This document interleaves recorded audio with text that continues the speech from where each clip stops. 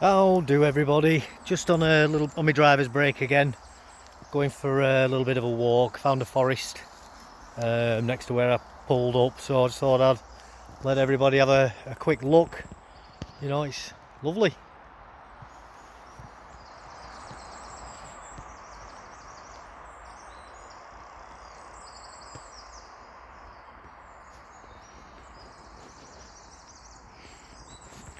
Takes me back to me days when I was in the army and we'd go on a week-long camping trip into similar looking places to this, so there's a little bit of nostalgia there for me. But also when I was younger, police going past. Also when I was younger, going out with me dad after he moved to Scotland, and we'd go out shooting and things like that, you know, so got fond memories of things like that as well. Just being outdoors in general, I just like it. It's just a shame really, because as I was walking to this part, there's still a lot of fly tipping even out in the middle of nowhere, and it's disgusting. That absolutely sickens me. I do think things like seriously antisocial stuff like, and I do consider fly tipping to be highly antisocial. I do think that we need to bring flogging back for that, and for anybody who's new to my channel, that's not an unusual thing for me to say, and I don't say it for effect or to try and be edgy, so to speak. It's a genuinely held belief of mine about bringing back flogging. Same with capital punishment as well for particularly heinous individuals. I do think that we should bring back the death penalty for people like that. There's no excuse for it basically though with fly tipping. You know, we don't live in a third world country. You know, we have the facilities and the means to get rid of refuse correctly and properly. You know what I mean? Half of the stuff that you see as well, it's, you know, you could get the rag and bone man to come and collect a lot of it, you know, things like paper and, you know, cans and stuff like that, and metal stuff. They'll take it away free of charge, you know, so there's just absolutely zero excuse for it, you know.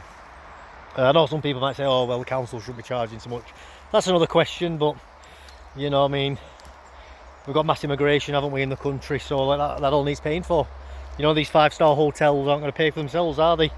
You know, 70 billion pounds to Ukraine isn't going to pay for itself, and all of that furlough money where everybody had I didn't, by the way, I was self-employed at the time, so I had to carry on working. But you know, all the people who had the year-long holiday, you know, that money needs paying back.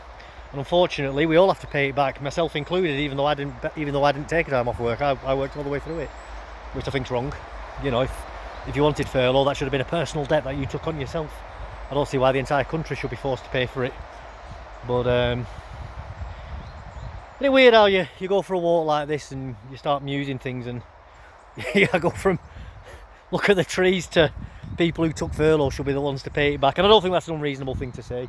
You know, I do think that we need personal accountability back in society, and I think that's something that's sadly lacking at the moment. These people are wholly expectant on everybody else paying everything for them. You know, I'm not against having a safety net for people. You know, if you've worked and you have a serious injury at work and you I don't know, you end up not being able to work for a year or two, absolutely we should help people get back on the feet. And if they've got a mortgage and they've got certain debts that need repaying, you know, have a mechanism in place to keep those things covered for them. I'm just walking here and it looks like somebody's built a temporary shelter. Let's have a quick look. We'll walk over. I don't know if it's just from where a tree's fallen over, or if I think somebody's actually put this together by the looks of it. Not a proper shelter, just like a little windbreak or something.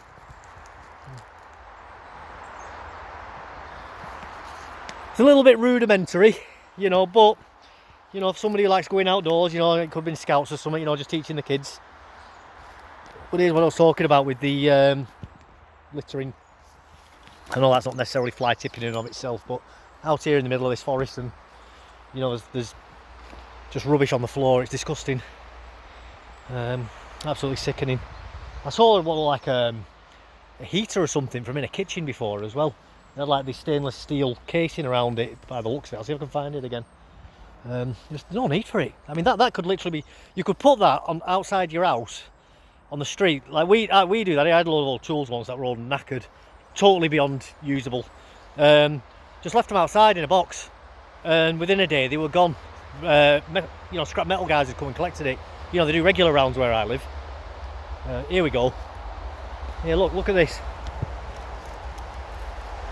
Yeah. Absolutely no need for that to be chucked there. None whatsoever. You know, that could get, like I say, taken away for free. It's cost them more in fuel to drive out here and dump that there than just leaving it outside, or ringing up the scrap metal guy to come and collect it. You know, while he's on his rounds, you say, oh, when you're driving past me, I've got something you can collect. My God, it's not rocket science. But again, and I'm not saying that was necessarily a migrant themselves, but when you bring people in from countries where it's regular and normal to fly tip, and to, you know, you look at countries like, say, Bangladesh or places like that, Pakistan, or, you know, South American countries, the reason why they leave stuff outside everywhere is simply because they have the monsoon season and it just washes everything away, so they don't care. They don't need to worry about that. So they come to a country like this and start fly tipping, and then that starts rubbing off onto wider society. You know, people copy other people. You know, so again, I'm not saying that individual, and I'm not saying people from those countries all do that, by the way. There are plenty of people who move from them countries to get away from that. You know, so all people aren't the same. You know, and all countries aren't the same either on what you call cultural norms and societal norms. And we need to start accepting that. You know, it doesn't mean that other countries are better than other cultures or whatever. It just means that we are different, and we need to start recognising that fact. Anyway, I've gone right off kilter here on what I was originally coming for, but I don't know. It's just I see the fly tipping, and it just sets me off on one politically, you know. And it epitomises the exact decay that's happening in our country. You know, fly tipping. It's like graffiti and broken windows and everything else. You know, boarded up houses. It just completely epitomises what's happening to the culture of our country, not just the infrastructure of the country. Anyway, I'm getting back to the next to the road. It's getting loud. Just a quick look at the fly tipping here as well. There you go. Look at that. Fly tipping, absolutely disgusting. Anyway, like I say, got some more over there. There you go. Tyres, oil cans, disgusting. I'll leave it at that. Goodbye.